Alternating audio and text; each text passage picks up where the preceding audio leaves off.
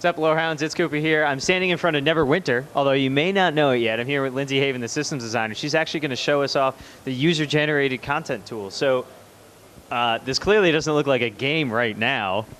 No, this is what we call the Foundry, and it's what we are giving. There's the tool set that we're giving to players in Neverwinter to author their own content.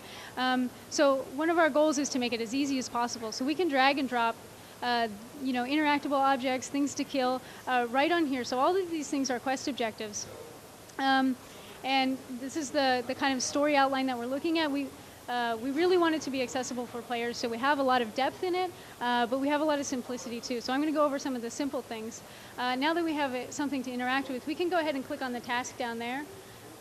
Yeah, go ahead and do that. So now we've just placed another objective. He's going to go ahead and name that. This exclamation mark here kind of shows you what the basics are to make the quest. All right, so now if he clicks down here, we see we have some tasks. And if he clicks on that, it'll take you right to the screen where the task needs to be completed. So now we have the map editor. And this is very similar to the story editor so you can drag and drop rooms from your room list straight onto the map. And this is one of the ways that we're making this really easy. It's really intuitive. We find that when players sit down to make content here, it just makes sense to them. We don't have to give them instructions. They just start doing it. So some of the goals that we have for UGC and the Foundry, for UGC and players in game, we really want them to be able to access it right away. We don't want them to have to leave to log out of the game. We want them to be able to just pick up their quest and play it like it's a cryptic game. We also want this tool set to be really, really powerful. So you can see he's placed a lot of objects here, but you can delete those, you can move those, you can make those objects interactable, you can do all sorts of things with those objects. So, player ease of use to play the game, ease of use of the tool set, and also complication and complexity for really interesting quests. So I've seen him zoom out and in a few times, and it seems like he's at a very small part of what looks to be a very, very, very large template. Yes. Can you really get this large for your rooms? Okay, so we want to allow players to make really in-depth maps, and part of that is just making, we're giving them the ability to make them very large. So we also want to support really great content. So we're trying not to limit the authors at all, as much as we can. Of course, we're limited by database size, but we want to give them as much freedom as possible. So how close is this tool to what you guys actually use for making your own instances and stuff like that? Sure. So a lot of the things that we can do in this editor, a lot of costume stuff, a lot of placement, a lot of the encounter stuff is almost exactly like what we use in our editor, but it's just a lot more user-friendly. Can we get to the level of like scripting the monster down to his AI, his move, his skill set, and everything like that?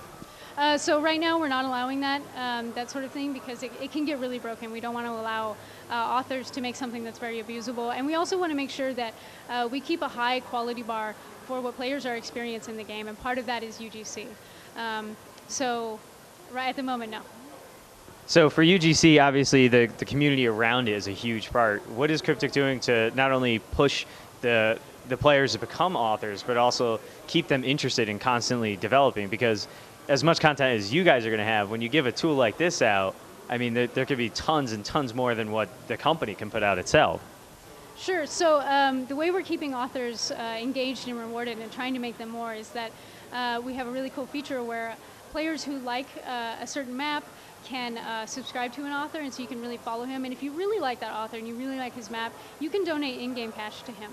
So this can really support your play and thank him for making such awesome missions. So I think that really motivates UGC players to get in there. In addition, I think we're providing a tool set for people who like making content. There are a lot of DMs out there who really want to tell a story, and I think we're giving them the ability to do that. Okay, so of course we're restricted by database size, and one of the biggest things is not the storage, but overwhelming players who aren't doing UGC and want to play UGC with missions that aren't really that interesting for them. So more of a quality control problem. Absolutely. So we're using a star system that players can rate UGC missions that they've played, and UGC creators, authors who make good missions on the level of 4 and 5 stars, we'll give them free slots to make more missions. So we're limiting those people who maybe don't make the highest quality with database size, and then we're really supporting UGC authors who are good to make more content for the game. So since Neverwinter is a free-to-play game from the ground up, is there any restriction on the UGC coming out of that where you can't maybe use certain palettes or you can't use certain mobs? You have to like buy a bundle, or you mentioned there's slot limitations on how many levels you can create it. But when you're creating, is there anything you would maybe need to buy?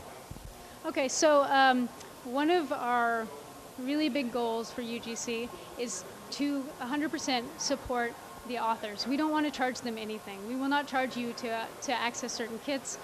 We won't charge you to put templates, certain critter groups in the game. We want to support you 100%. We want you to be making content for our game.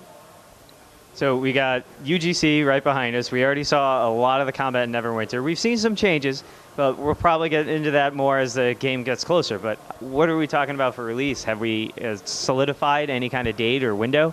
Yeah, we're looking at a release in early 2013 and a beta a few months before that. And of course, people can go to playneverwinter.com to sign up for the beta and give us feedback on UGC. And UGC will be available in the beta as well? As soon as we go open beta, it will be completely available. Yeah. Can't wait to get my hands on it. Thanks so much. Thank you.